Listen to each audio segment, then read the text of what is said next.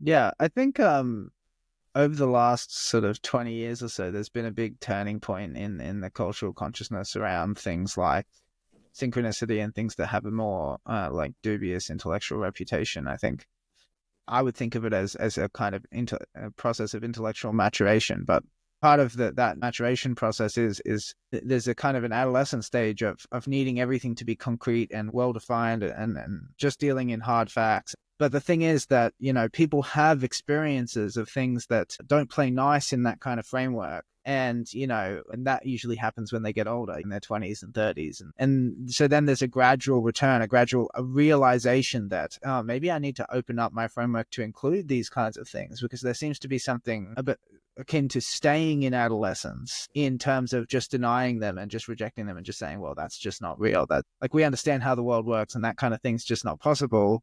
Well, the reality is that these kinds of events happen to human beings and very obviously are possible because there's such widespread experience of them that regardless of whether the intellectual framework knows how to make sense of them, sooner or later it'll have to grow and adapt and include these things. Yeah, there's a number of ways of reducing them to various different mechanics, but you're kind of throwing out the baby with the bathwater if you then, in that reduction, ignore the impact of those Exactly. synchronistic events. Exactly. And in fact, that's for me one of the primary markers of truth. I mean, when I was first learning about synchronicity, I would have described myself as hyper rational, very, very much enthralled to this kind of thinking of there's not really anything there. And, so I went through a process of doubting and as evidence sort of started to stack up, that doubt sort of diminished and I became more open-minded.